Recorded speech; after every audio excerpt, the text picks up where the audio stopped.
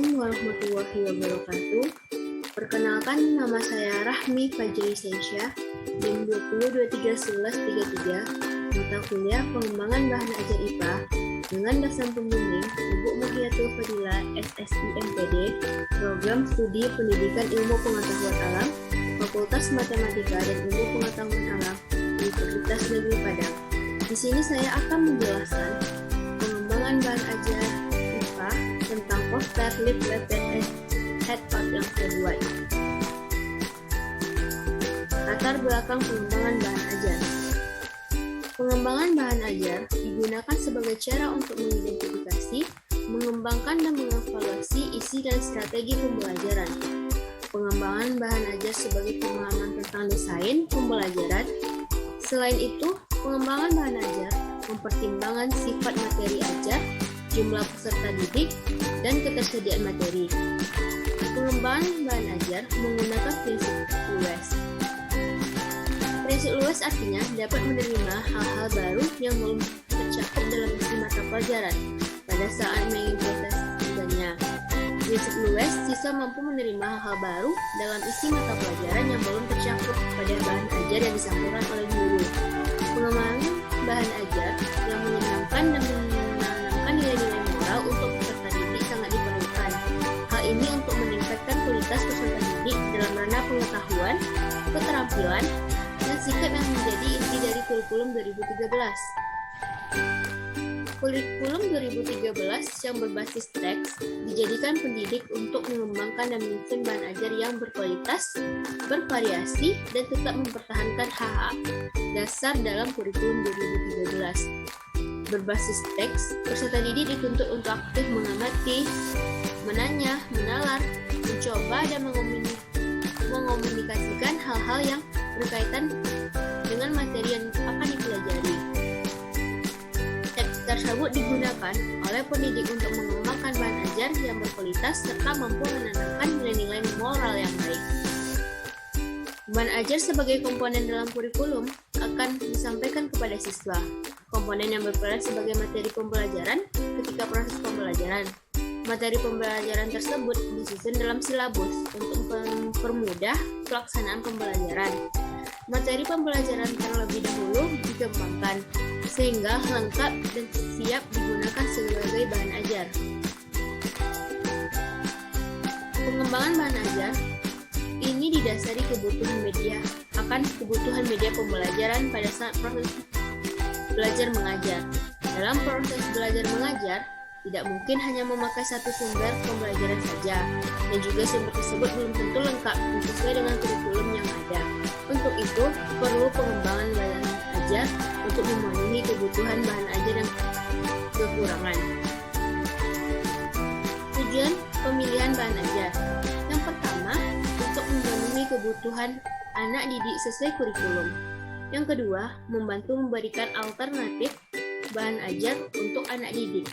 Yang ketiga, memudahkan guru dan siswa dalam pelaksanaan pembelajaran dan sebagai pedoman dalam proses belajar serta kurikulum. Deskripsi bahan ajar. Yang pertama, poster.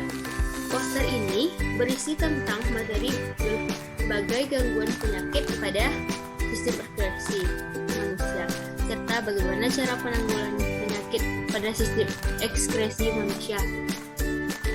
Teman-teman bisa lihat materinya pada slide PPT yang saya tampilkan. Bahan ajar poster ini baik digunakan pada proses belajar mengajar, bertujuan untuk menyampaikan gagasan dalam bentuk ilustrasi gambar yang disediakan dan dibuat dalam bentuk ukuran besar dengan tujuan menarik perhatian peserta didik. Poster ini juga bisa dalam tema mading digunakannya. Yang kedua, bahan ajar yang saya buat yaitu leaflet. Leaflet ini berisi tentang materi tentang hipertensi. Materi yang terdapat dalam leaflet tersebut yaitu apa itu pengertian hipertensi, gejala yang diakibatkan oleh hipertensi, dan bagaimana cara penanggulangan hipertensi, serta diet yang dianjurkan untuk hipertensi. nutrisi, tujuan diet hipertensi, manfaat diet, serta pengaturan diet hipertensi, dan pengobatan tradisional untuk orang hipertensi. Bahan ajar ini baik digunakan untuk sesudah proses belajar mengajar selesai, karena bahan ajar leaflet ini sangat membantu seorang peserta didik untuk menyampaikan materi yang akan dibahas, berisi poin-poin dengan bahasa sederhana yang mudah dipahami oleh siswa. Teman-teman dan peserta didik bisa lihat di slide PPT saya tentang leaflet.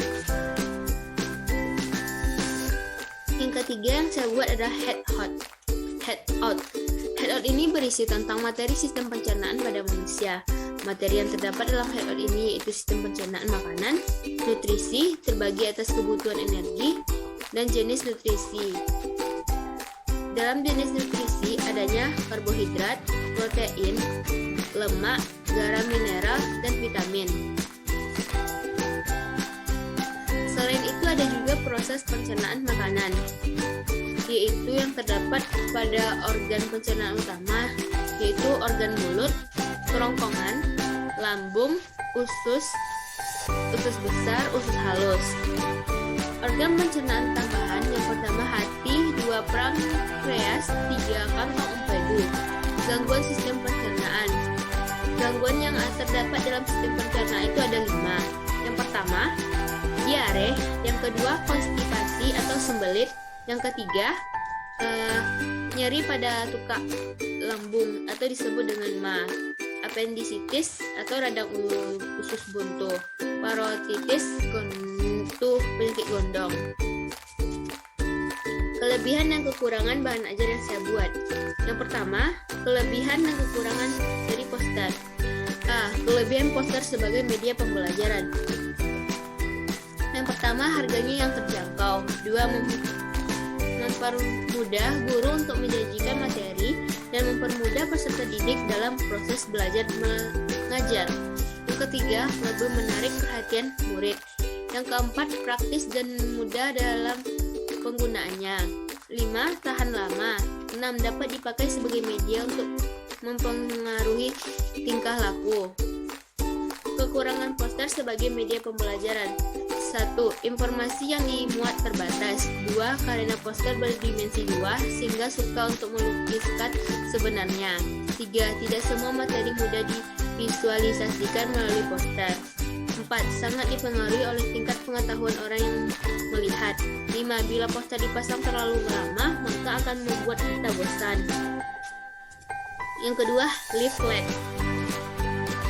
Kelebihan leaflet sebagai media pembelajaran. Yang pertama, dapat disimpan lama. Kedua, materi dicetak unik. 3, sebagai referensi. 4, isi dalam dapat dicetak kembali sebagai bahan diskusi. 5, mudah dibawa kemana-mana. 6, biaya produksi leaflet lebih murah. Kekurangan leaflet sebagai media pembelajaran. 1. Tingkat buta huruf yang tinggi mengurangi efektivitas dan manfaat dari pesan dicetak. 2. Pencetakan memerlukan operasi khusus yang luas dan dukungan logistik. Dimensi memakai waktu dan mahal. 3. Membutuhkan penggunaan fasilitas khusus dan koordinasi kompleks. 4. Sebagai bahan cetakan harus secara fisik dikirim ke target audit. 5. Pesaing dapat mencegah atau mengenggam penyebarannya. 3. Handout. Kelebihan handout sebagai media pembelajaran. Yang pertama, dapat merangsang rasa ingin tahu dalam mengikuti pelajaran. Yang kedua, meningkatkan kreativitas siswa dalam kegiatan belajar mengajar.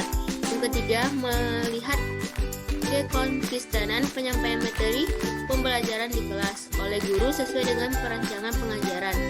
4. Dapat memperkenalkan informasi atau teknologi baru kepada peserta didik. 5. Dapat memberikan hasil pembelajaran siswa. 6. Mendorong keberanian siswa untuk berprestasi. 7. Dapat membantu pengetahuan, ingatan, dan penyempurnaan. Kekurangan handout sebagai media pembelajaran. Yang pertama, sulit menampilkan gerakan dan suara. Bagian-bagian pembelajaran harus dirancang sedemikian rupa. 3. Cepat rusak atau hilang.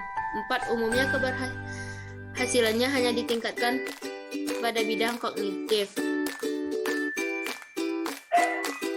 Handout ini dapat digunakan pada media pembelajaran, yaitu sebagai media pembelajaran bagi peserta didik, karena handout mencakup materi yang sangat rinci dari materi-materi modul dan sebagainya. Dan handout ini adalah materi yang terdapat di sana adanya audio, yaitu dengan menampilkan link YouTube dan sebagainya. Maka handout ini baik digunakan untuk orang-orang yang suka akan bahan ajar visual, audio, serta gambar. Sekian, terima kasih presentasi saya kali ini. Kalau ada salah kata, saya mohon maaf. Saya sudahi. Assalamualaikum warahmatullahi wabarakatuh.